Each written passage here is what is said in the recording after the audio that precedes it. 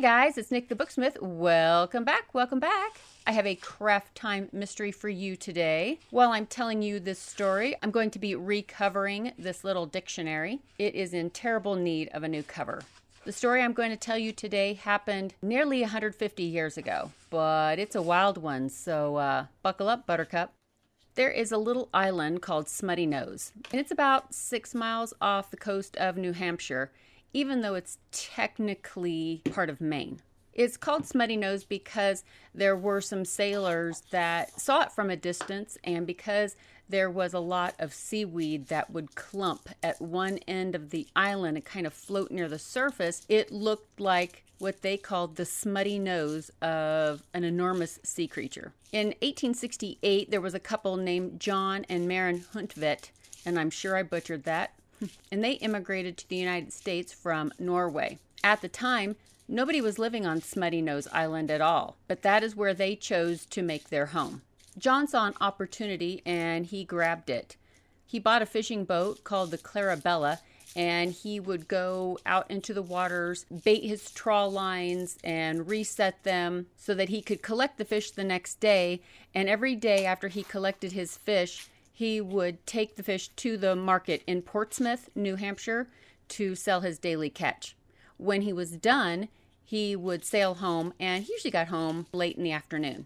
John was very well known by his neighbors and very well liked, too.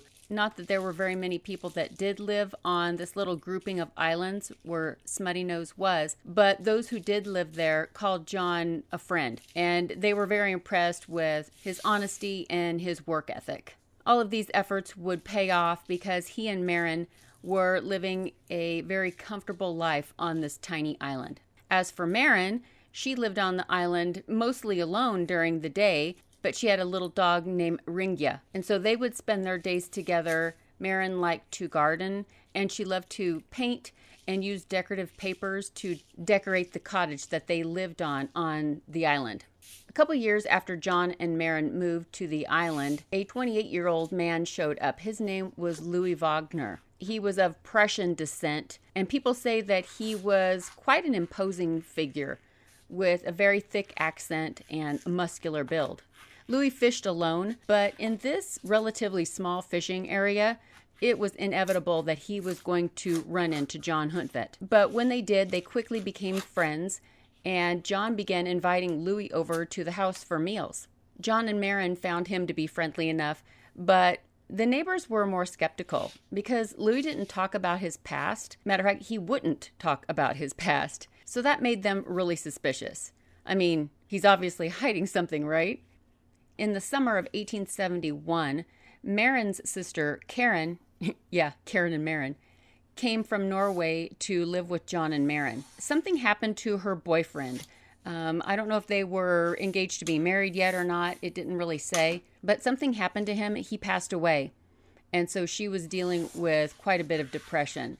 And I bet she just kind of wanted to, get the heck out of Dodge. So she moved to Smuttynose and moved into the cottage with John and Maren.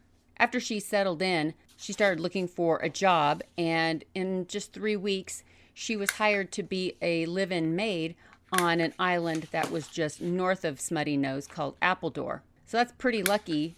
I mean, if you think about it, since there was probably just a few houses on Appledore, she was able to find a job that quickly in such a small employment pool.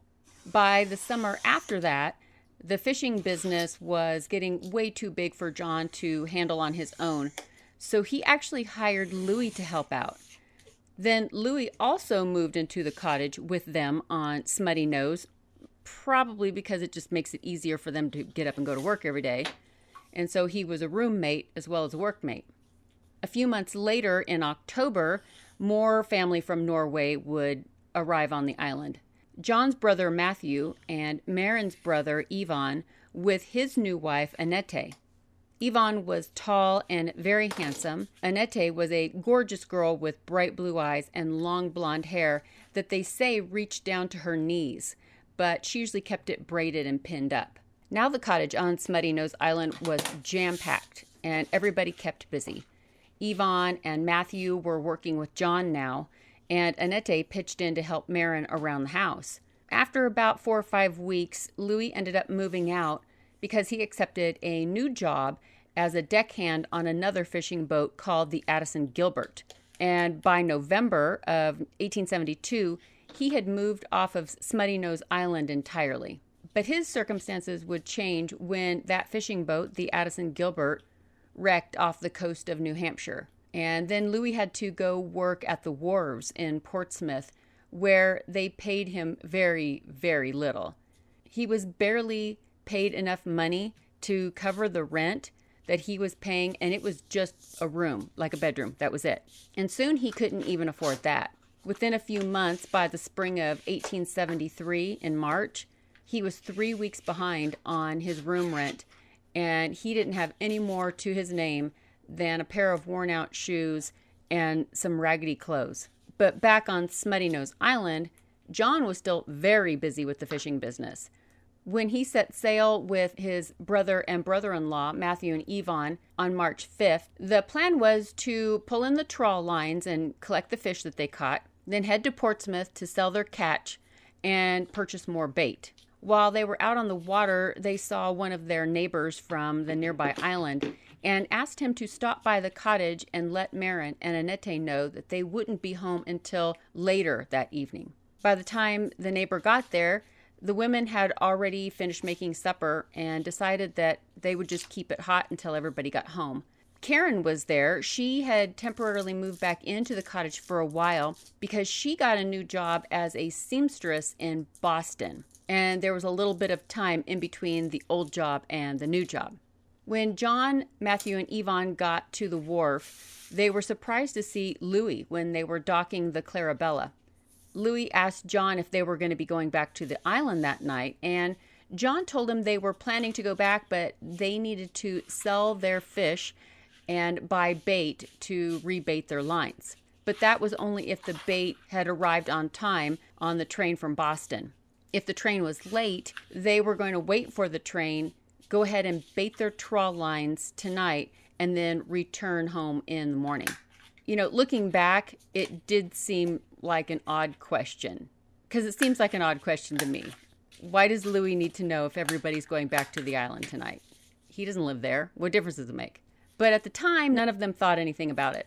Matter of fact, John told Louis that he would pay him if he wanted to help, because it was going to take all night to rebait the lines with just the 3 of them. Louis said that he would definitely help them, but he went his separate way while John, Matthew, and Yvonne went to sell the fish and wait for the bait to be unloaded from the train.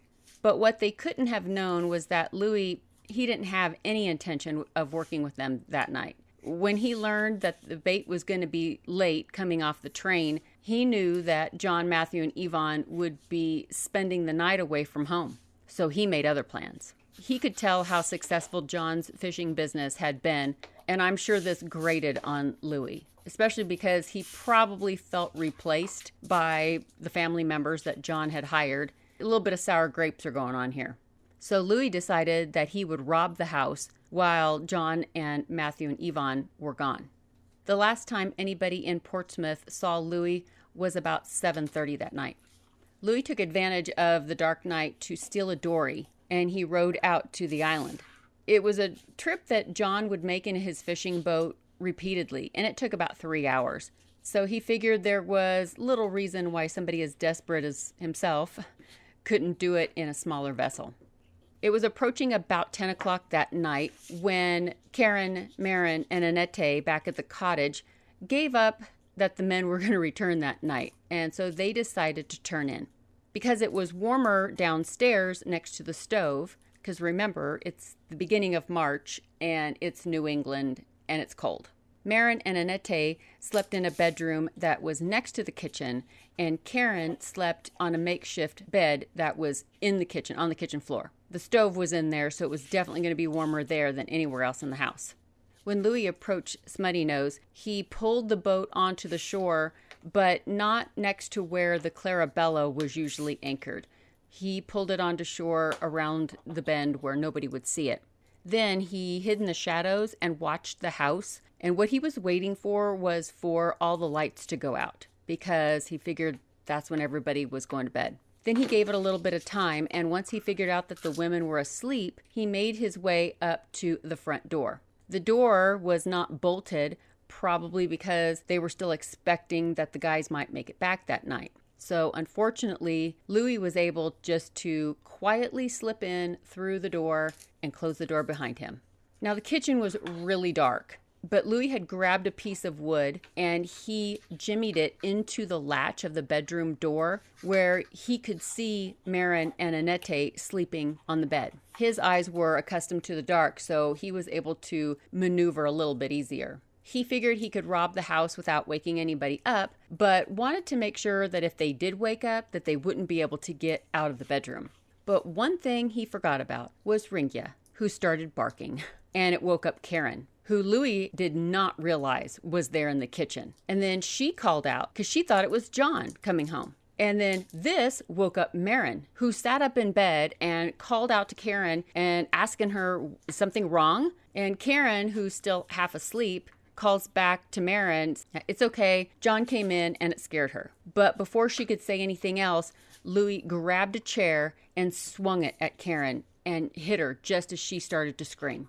Now, Marin definitely knew something was wrong. She leapt out of the bed and started pulling on the door and screaming out to Karen, wanting to know what was going on. Karen was trying to get to her feet and Louis hit her again. Then he picked her up and slammed her against the bedroom door, which caused the door to fly open, and Karen landed on the floor inside the bedroom at Marin's feet. Louis barges in behind her and begins attacking both sisters. Somehow, Marin managed to get Karen out of the way and push Louis back through the bedroom door and barricaded it so he couldn't get back in. Annette was sitting up in bed, wide-eyed, frozen in place, and Marin turns and yells at her to run and hide. She starts for the window. That's the only place that she can go. I mean, the bedrooms are tiny. Where's she going to hide that he's not going to find her? So she gets to the window and opens it up, climbs over the windowsill, and jumps down onto the ground, only to land barefoot in the snow.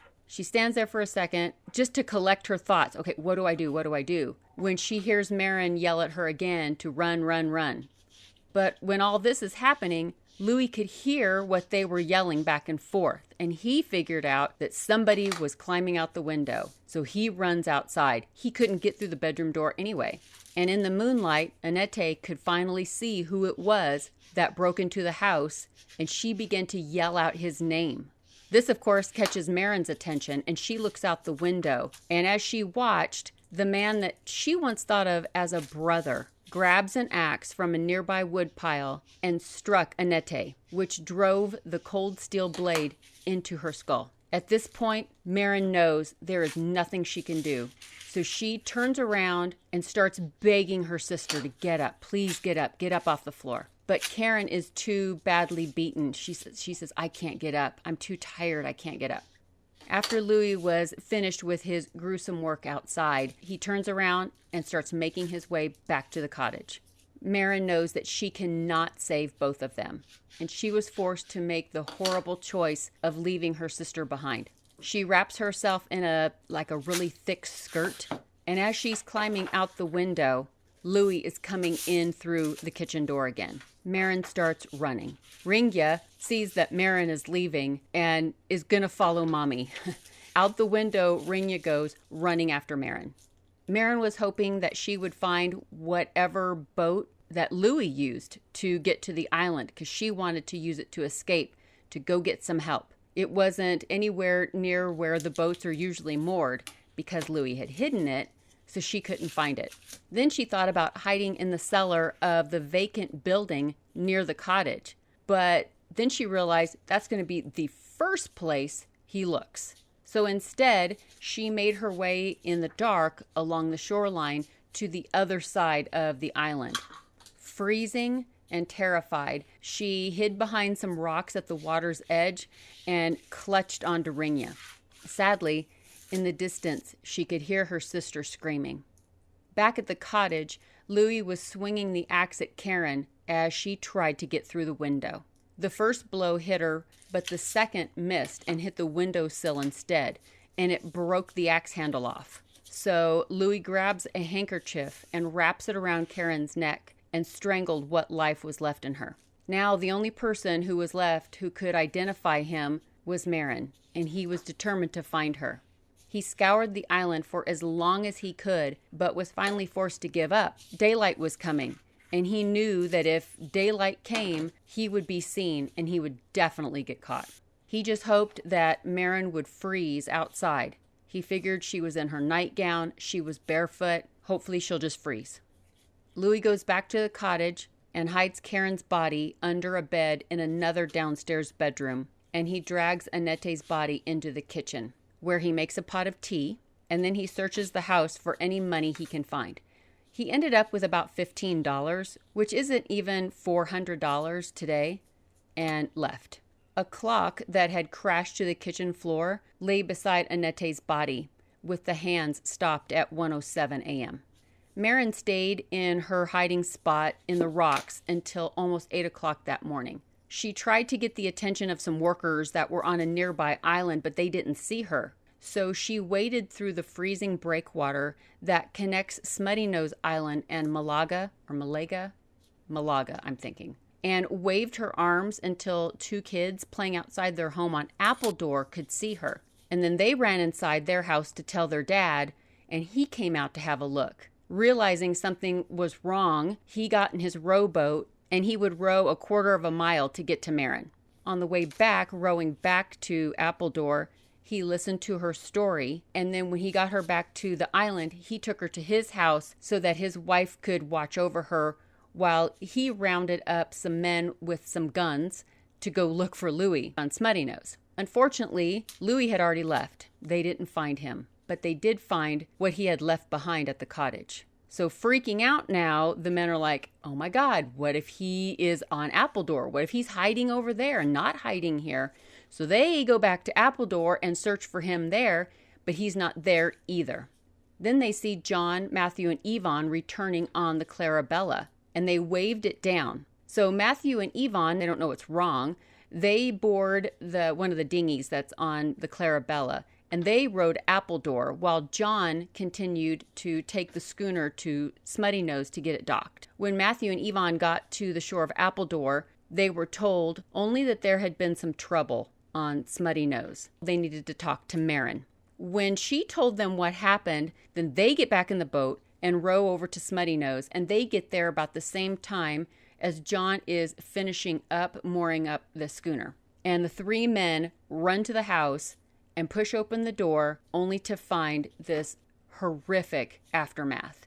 This destroys Yvonne. He runs back outside and collapses in the snow. John and Matthew look around the rest of the house and then pick up Yvonne and return to the Clarabella, and they sail back to Appledore. After getting the full story from Marin, John and some of the other men head to the authorities in Portsmouth to report the crime. Then a description of Louis was sent to the police all down the coast and throughout the islands. Evening papers blast this tale across their headlines. Two men would come forward to tell the police that they had seen Louis in Newcastle about 6 o'clock that morning.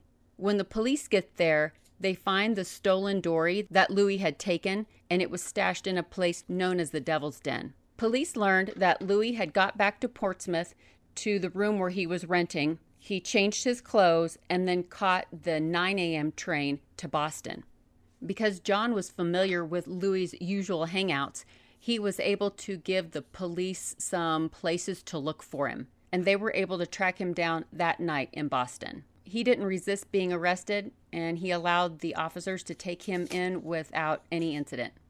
The trial began on June 9th, 1873, and it lasted for 9 days. Marin's testimony must have been compelling because the jury would find Louis guilty after deliberating for less than an hour. Well, that's pretty quick.